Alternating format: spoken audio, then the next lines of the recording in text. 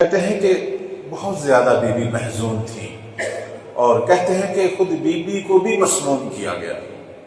اس کے بعد be be نے خود ہی پوچھا کہ کم کہاں ہے، کم یہاں اگر نزدیک ہے تو مجھے کم لے جاؤ، کیونکہ ہم نے اپنے آباء و اجداد سے سنا ہے کہ کم ہمارے شیعوں کا مرکز ہے، ہمارے شیعوں کا شہر ہے۔ اچھا، ادھر اہل کم بھی آگاہ ہو گئے جب ساوے میں بی بی کی آمد ہوئی اور یہ حملہ اور یہ تفصیلات، تو کم سے ایک وفد باقاعدہ گیا اور وہ بی بی کو لے کے آئے۔ یہاں اس زمانے میں جو مشہور شیعہ خاندان تھے انہیں اشعری خاندان کہتے ہیں، اور اس کے اندر ایک بڑی مشہور شخصیت موسیٰ ابن خزرج، وہ آگے آگے گئے اور بی بی کی ناکہ کو لے کر وہ کم آئے، اور انہی کے گھر میں جو بیت النور کہلاتا ہے 17 روز بی بی زندہ رہیں، یعنی 23 ربیع الاول میں آمد ہوئی اور 10 ربیع الثانی میں بی بی کی رحلت یا شہادت جو ہے وہ واقع ہوئی، چونکہ بی بی کو بھی زہر دیا گیا۔ تو یہ 17 دن کم والوں کو نصیب ہوئے اس معصومہ کی زندگی کے کہ جن کو خاندان اہل بیت میں دوسری فاطمہ کہا گیا۔ بی بی کی عظمت یہی ہے کہ ان کا بھی نام فاطمہ تھا۔ کہتے ہیں کہ فاطمہ بنت محمد کے بعد اگر کوئی بی بی خاندان اہل بیت میں جس کو شفاعت کا حق اللہ نے روز قیامت شیعوں کی شفاعت کا حق دینا ہے تو یہی فاطمہ بنت موسیٰ ہے، یہی فاطمہ حضرت معصومہ ہے صلوات اللہ علیہ۔ صلوات پڑھنے پر محمد و آل محمد۔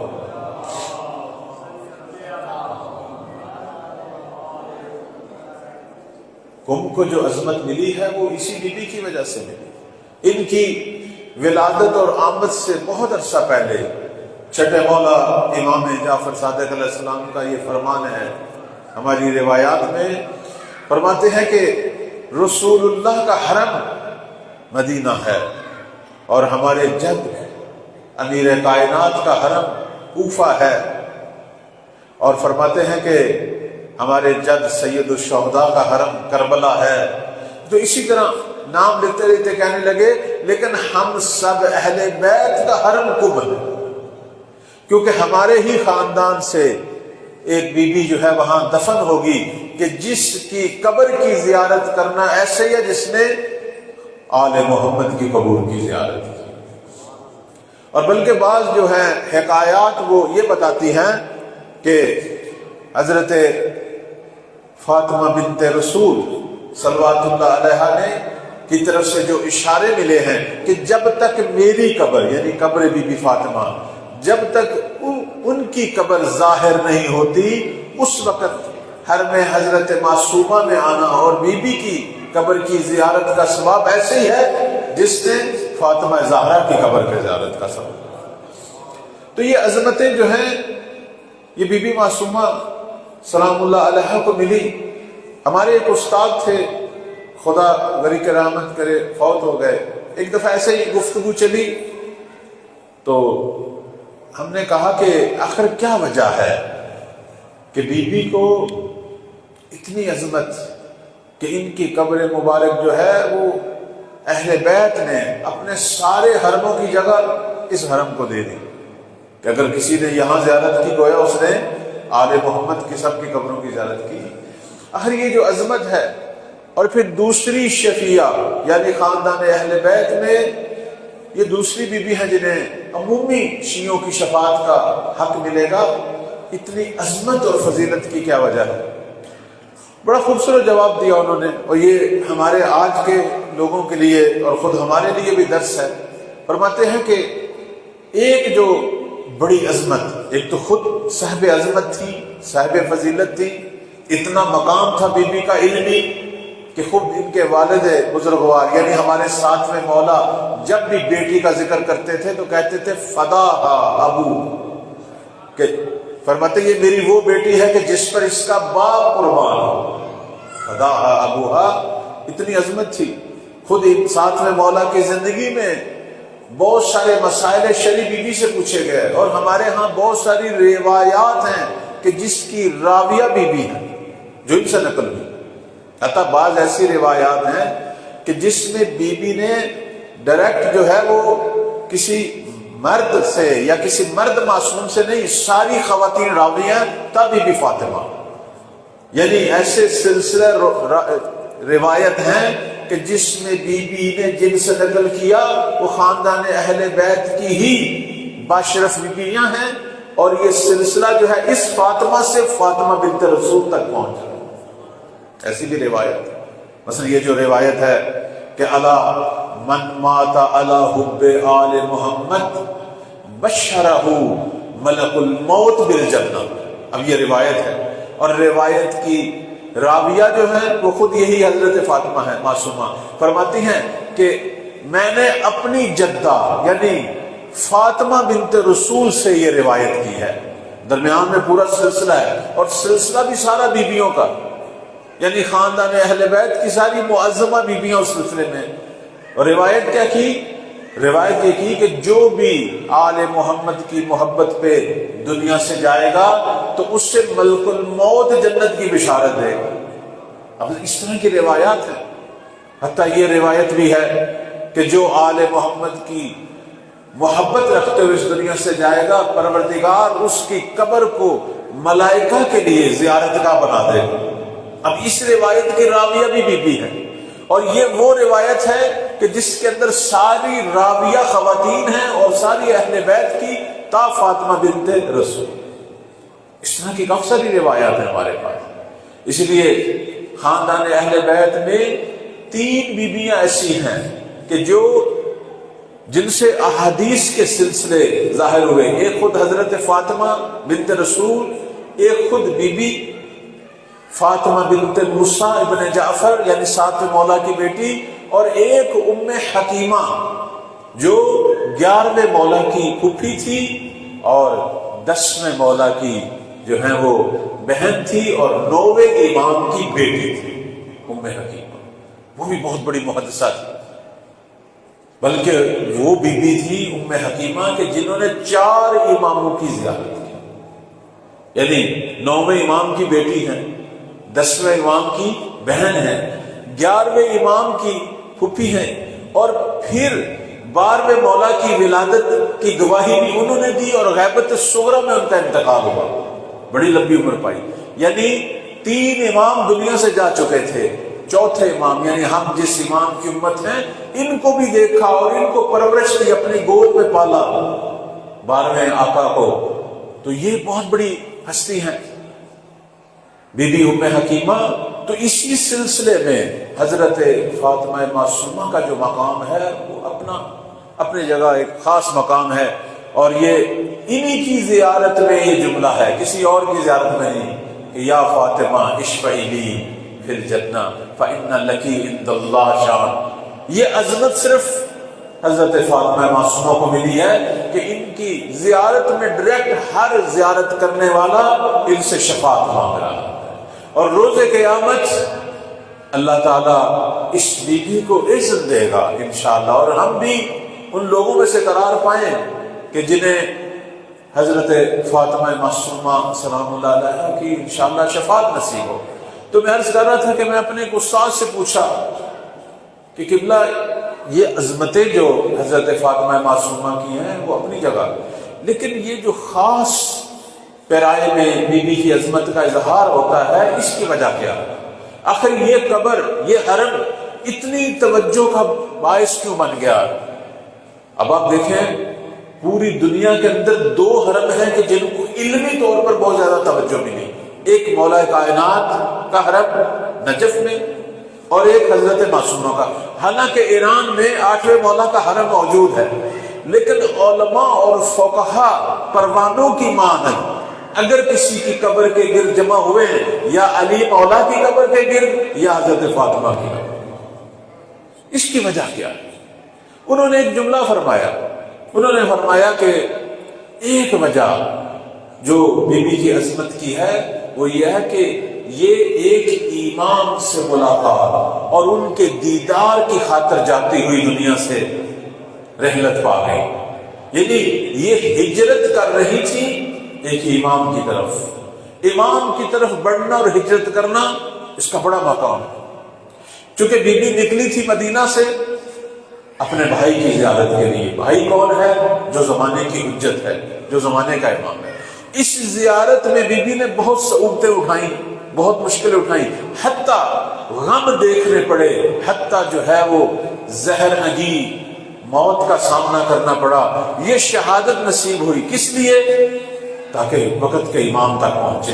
کہتے ہیں یہ جو ان کی حرکت تھی، یہ جو ہجرت تھی، یہ جو سفر تھا زمانے کے امام تک پہنچنے کا، اس نے بی بی کی عظمت کو چار چاند لگا۔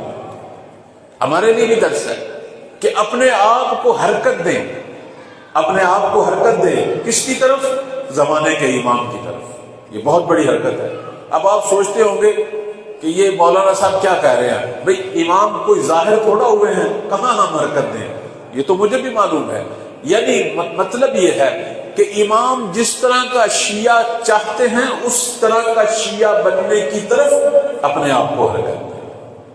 یہ ہے، اگر کوئی شخص چاہتا ہے کہ وہ مہاجر الی الامام ہو، وہ مہدی کی طرف ہجرت کرے، تو پڑھے مولا کے فرامین پڑھے۔ امام کس قسم کے شیعوں کے منتظر ہیں؟ امام اپنے شیعوں کو کیسا دیکھنا چاہتے ہیں؟ ہمیں ویسا بننا چاہیے۔ یہ سب سے بڑی ہجرت ہے۔ بلکہ دوسرے لفظوں میں کہوں گا کہ اگر وقت کے پاک امام کی نصرت کا شرف، ہمراہی کا شرف اگر ہم نے لینا ہے تو گناہوں والی زندگی سے ہجرت کرنی پڑے گی۔ کہتے ہیں جناب ابو ذر غفاری رضی اللہ تعالیٰ عنہ ایک دفعہ رسول اکرم صلی اللہ علیہ وآلہ وسلم کی خدمت میں تھے، صلوات پڑھنے پر محمد و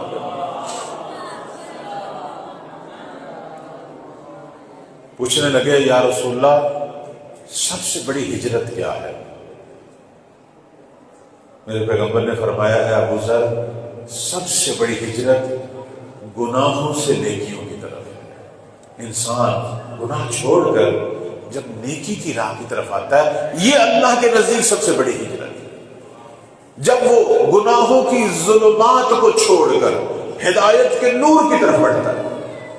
البتہ یہ کام ہے بڑا سا، گناہوں کی عادتیں جنہیں پڑ جائیں، گناہوں کے مزے اور لطف پڑ جائیں۔ اس وقت بہت سارے جوان سوال کرتے ہیں، اور یہ معمولاً علماء سے ہوتا ہے، آپ بھی اہل علم ہیں، آپ سے بھی ہوتا ہوگا کہ کیا کریں گناہ ہم سے چھوٹے۔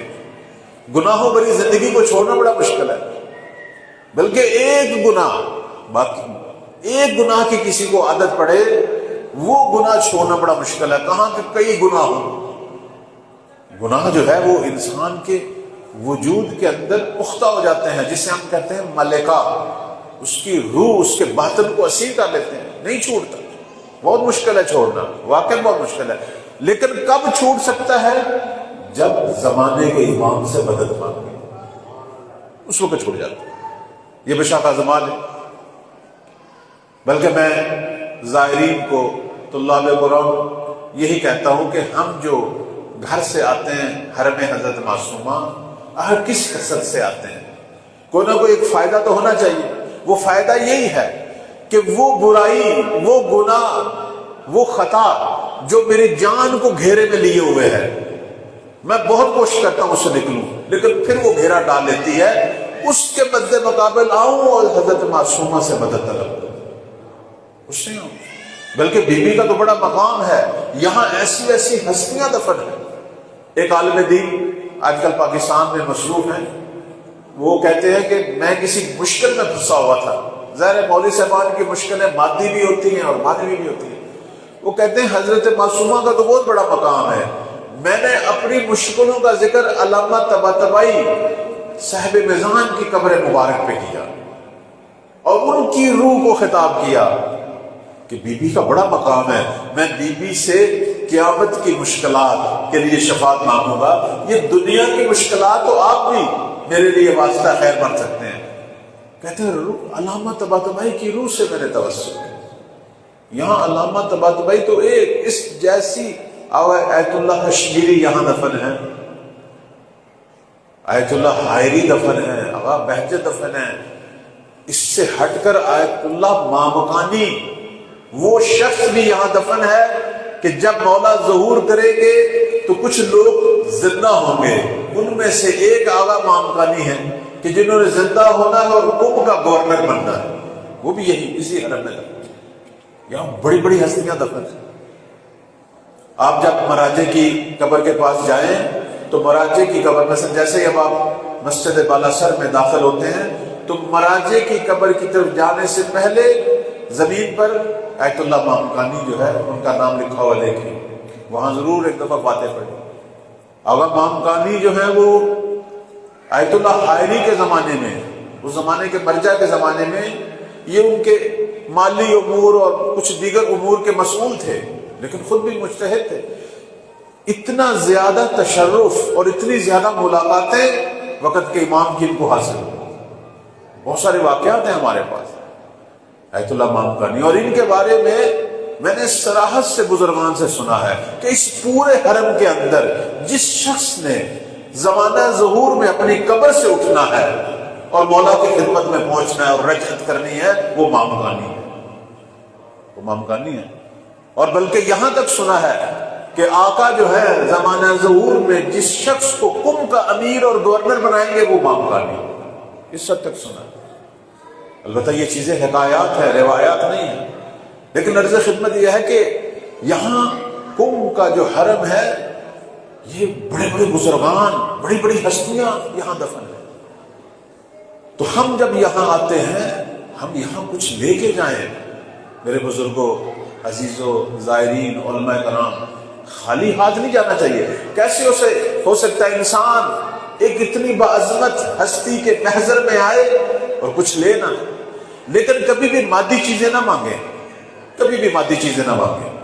بعض دفعہ لوگ مادی دعائیں زیادہ مانگتے ہیں، پیسے مانگ رہے ہوتے ہیں، بیماریوں کی شفا مانگ رہے ہوتے ہیں. یہ چیزیں نہ مانگیں. یہ عام طور پر جب ہمارے ائمہ لوگوں کے سامنے ظاہر تھے، لوگ آتے تھے مانگتے تھے، کبھی امام دے دیتے تھے، کبھی کہتے تھے جاؤ تمہاری آزمائش ہے، یہ خدا کا حکم ہے، ہم اسے پورا نہیں کر سکتے. چونکہ یہ وہ آزمائشیں ہیں جو خود ہمارے اماموں کو بھی حاصل ہوئی. کبھی وہ بھی پھنس جاتے تھے، کبھی ان کے پاس بھی پیسہ نہیں ہوتا تھا، کبھی ان کے اوپر بھی بیماری، کبھی کوئی ظالم ان پر بھی مسلط ہو جاتا تھا. یہ دنیا کے معاملات جو مادی معاملات ہیں اس میں اللہ تعالیٰ کا خاص نظام ہے. خدا کبھی دے کے آزماتا ہے، کبھی چھین کے آزماتا ہے. یہ ساری اس کی آزمائشیں ہیں. صرف یہ ہو کہ اللہ کی توجہ جو ہے وہ تجھ پر ہونی چاہیے. یہ جو تکلیف آ رہی ہے پتہ لگ رہا ہے کہ خدا کی توجہ ہے، یہی کافی ہے. کہتے ہیں ایک شخص نے سرور کائنات ہمارے پیغمبر صلوات اللہ علیہ کی دعوت کی. صلوات پڑھے بر محمد و آل محمد. اس نے دعوت کی کہ جب پیغمبر اس کے گھر میں گئے تو اس نے کہا کہ یا رسول اللہ آج تک میں کسی تکلیف میں مبتلا نہیں ہوا. ہمیشہ جو ہے مجھے آسانیاں، پیسہ فراوان، عزت بڑی، شہرت بڑی، پورا علاقہ میرا احترام کرتا ہے، آج تک مجھے ذرا سی تکلیف نہیں. پیغمبر فوراً اٹھ کھڑے ہوئے، کہنے لگے تیرے گھر کا کھانا صحیح نہیں. ہمارے ہاں یہ بات بہت بڑی بات سمجھی جاتی ہے جو بڑا فضل ربی ہے. پیغمبر فرمانے لگے کہ تو وہ شخص ہے جسے اللہ نے اس کے حال میں چھوڑ دیا. تکلیف کا آنا بتاتا ہے کہ خدا کی تجھ پہ توجہ ہے، خدا تجھ سے کبھی چھین رہا ہے، کبھی دے رہا ہے. یعنی ابھی تو اس قابلیت میں ہے کہ خدا کا نظر لطف تجھ پہ ہے. یہ جو اللہ کبھی تکلیفیں دیتا ہے یہ خدا کی محبتیں ہیں. وہ دنیا میں کچھ حساب صاف کرنا چاہتا ہے تاکہ قیامت والے دن اس کے پاس پاک صاف ہوتے جائیں. کہتے ہیں مومن کی ساری تکلیفیں رحمت ہے. تو اب ہم جب یہاں آئیں تو کیا مانگیں؟ میرے حضور یہاں جب آئیں وہ چیز مانگیں کہ جو کہیں سے نہیں ملنی. اگر کسی بیماری کی دوا مانگنی ہے تو اس بیماری کی دوا مانگے کہ جس کا کائنات میں ان کے علاوہ کوئی طبیب نہیں. وہ کون سی بیماری ہے؟ وہ گناہ کی بیماری ہے. ایک دفعہ جسم کی بیماری ہے، اس کے لیے ڈاکٹر ہیں، حکیم ہیں. بعض دفعہ انسان جاتا ہے شفا بھی مل جاتی، بعض دفعہ شفا نہیں ملتی. حالانکہ وہی دوائی اس نے کھائی اس کو شفا ہوگی، میں کھا رہا ہوں. یہ اللہ کی منشا ہے، یہ آزمائش ہے. اس میں کوئی نہ کوئی مصلحت ہے، اس میں میرے کوئی نہ کوئی گناہ ہے جو معاف ہونے ہیں، وہ سارا اس میں چلا جائے گا. لیکن کن بیماریوں کی شفا مانگنی ہے؟ وہ گناہوں کی.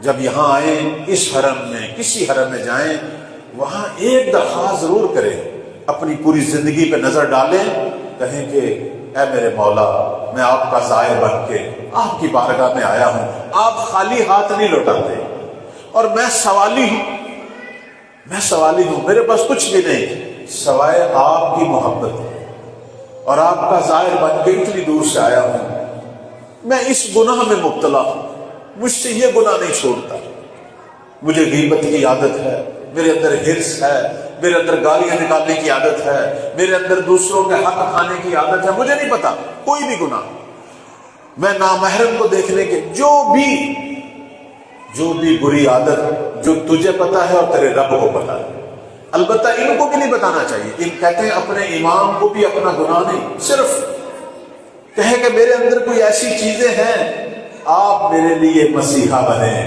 آپ میرے لیے طبیب بنے، آپ میرے لیے شفا کا باعث بنے، آپ اللہ کے نزدیک میری شفاعت کریں کہ پروردگار مجھے توفیق دے کہ میں اپنی اس عادت کو ختم کروں، میں اس گناہ کو ختم کروں، میں اس شر سے اپنی جان چھڑاؤں۔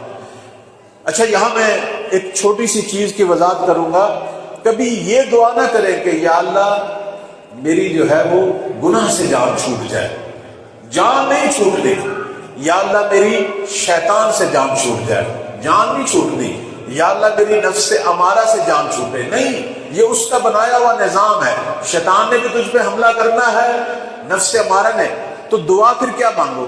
یہ دعا ہی غلط ہے کہ میری جان چھوٹے، نہیں، دعا مانگو یا اللہ مجھے طاقت دے میں ان پہ غلبہ پا لوں۔ جیسے انسان میدان جنگ میں کافروں سے لڑنے کے لیے جاتا ہے تو کون سی طاقت کی کیا دعا مانگتا ہے؟ یہ تو نہیں کہتا یا اللہ میں گھر میں بیٹھا ہوں کافروں سے جان چھوڑ جائے، گھر میں بیٹھے کافروں سے جان، اگر گھر میں بیٹھے کافروں سے جان چھوڑتی تو پیغمبر اور ان کے 313 مدینے میں بیٹھے رہتے، بدر لڑنے کے لیے نہ جاتے، احد لڑنے کے لیے مولا علی جنگ جمل اور جنگ صفین، مولا حسین کربلا نہ جاتے، نہیں، لڑائی ہونی ہے، لڑائی ہمیشہ دشمن سے ہونی ہے، چاہے دشمن ظاہر میں ہو یا باطن میں ہو۔ ہم نے کیا مانگنا ہے؟ ہم نے طاقت مانگنی ہے، ہم نے توفیق مانگنی ہے، ہم نے فتح مانگنی ہے، ہم نے فتح مانگنی ہے۔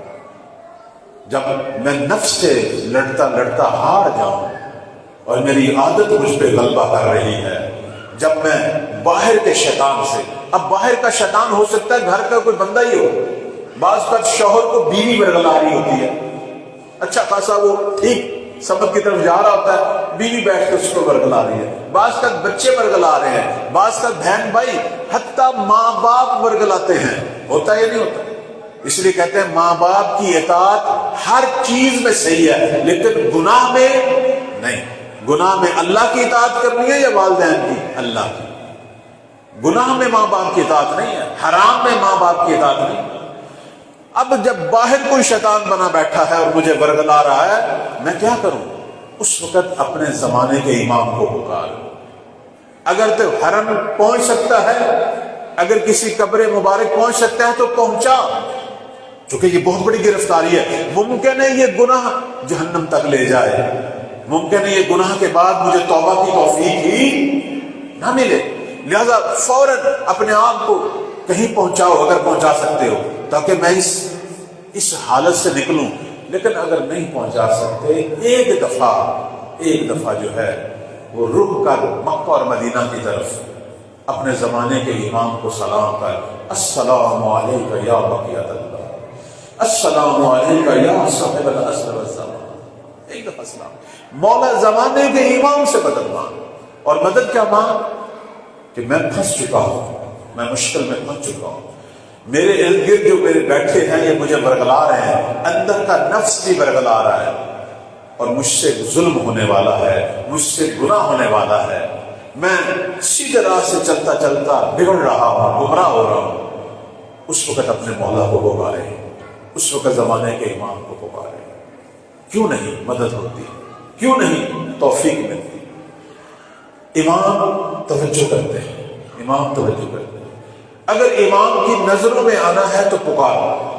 جیسے میں ایک مثال دوں، البتہ یہ مثال کافی لوگوں نے دی ہوئی ہے، آپ جب موبائل کھولتے ہیں، اب تو ہر موبائل پہ واٹس ایپ ہے، مجھے یہ بتائیں جب انسان واٹس ایپ کھولتا ہے تو شروع کے جو پیغامات ہوتے ہیں ان پہ توجہ ہوتی ہے.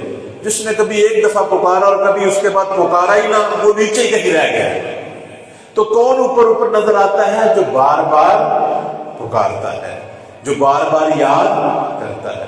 کیسے ہو سکتا ہے ان کریم ہستیوں کو انسان بار بار پکارے، بار بار یاد کرے اور ان کی نگاہ لطف نہ پڑے، ان کی نگاہ کرم نہ پڑے؟ یہ تو ہو ہی نہیں سکتا. اس لیے اپنے زمانے کے امام سے توسل رکھنا چاہیے.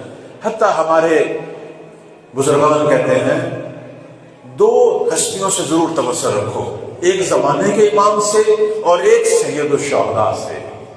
ایک مولا حسین سے توسل رکھو.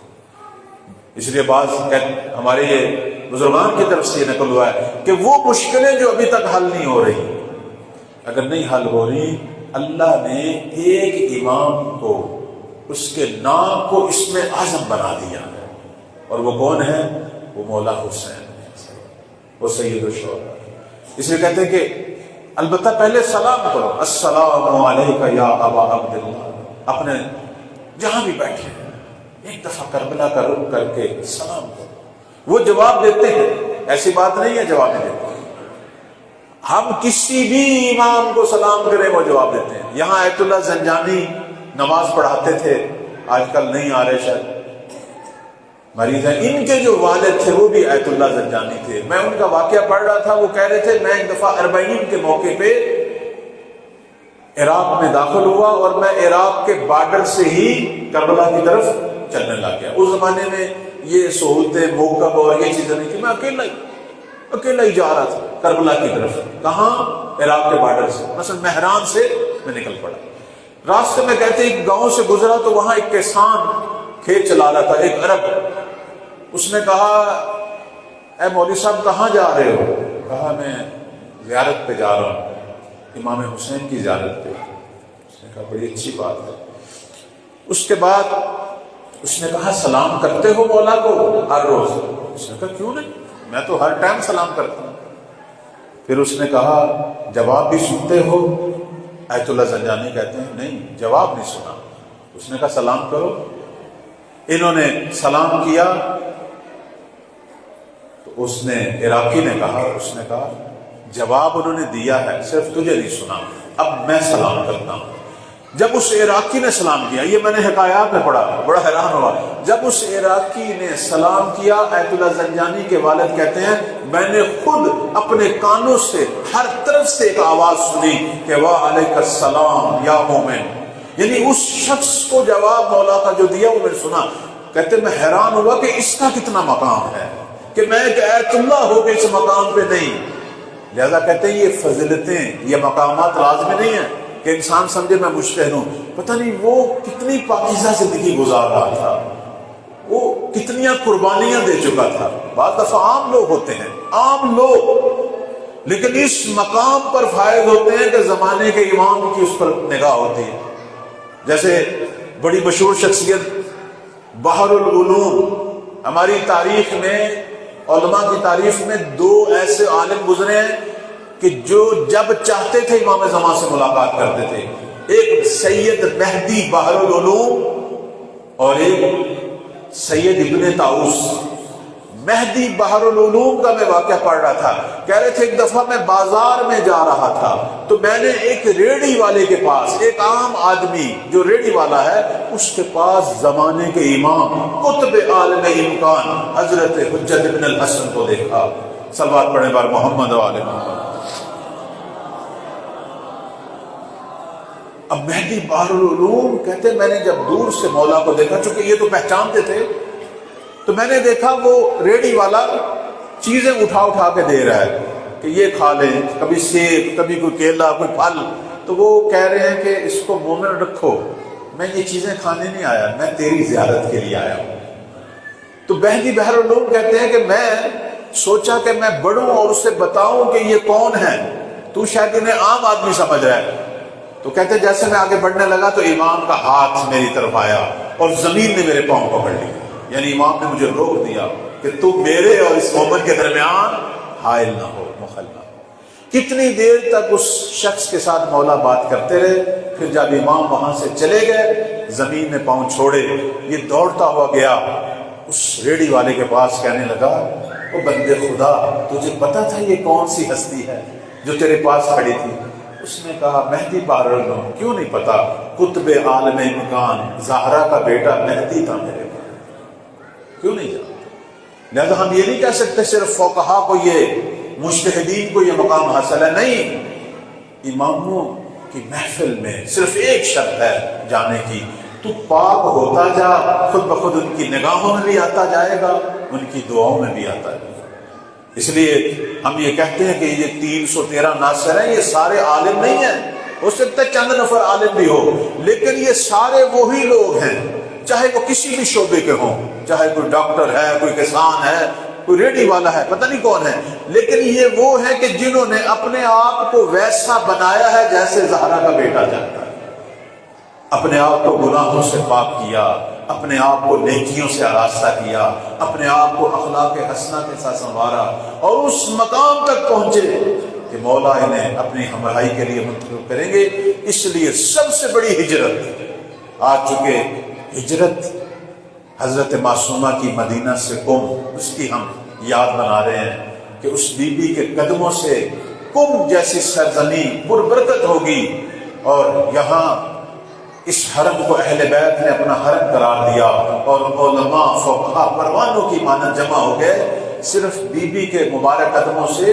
اسی طرح کی ہجرت کے بارے میں ابو ذر کا وہ سوال تھا، کہنے لگا یا رسول اللہ کون سی ہجرت افضل ہے؟ تو رسول اللہ نے فرمایا ابو ذر، کائنات میں جب کوئی انسان گناہوں سے نیکیوں کی طرف ہجرت کرتا ہے تو یہ سب سے افضل ترین ہجرت ہے۔ بس یہی میں ختم کرتا ہوں، پروردگار کی بارگاہ میں دعا ہے کہ یا اللہ بحق کے حضرت معصومہ اس مبارک دن کے وسیلے کہ بی بی کے قدم آئے ہیں یہاں، ہمیں بھی ایک عیدی، ہمیں بھی ایک خوشی نصیب ہو، وہ یہ ہو کہ اسی بی بی کے صدقے ہم زمانے کے ایمان کی محفل کے لائق بنے، ان کی ہمراہی کے لائق بنے، ان کے خدمت گزاروں میں سے قرار پائیں، ان کی نگاہ کرم ہماری طرف آئے انشاءاللہ، مولا کی نگاہوں میں آئیں، ان کی دعاؤں میں آئیں۔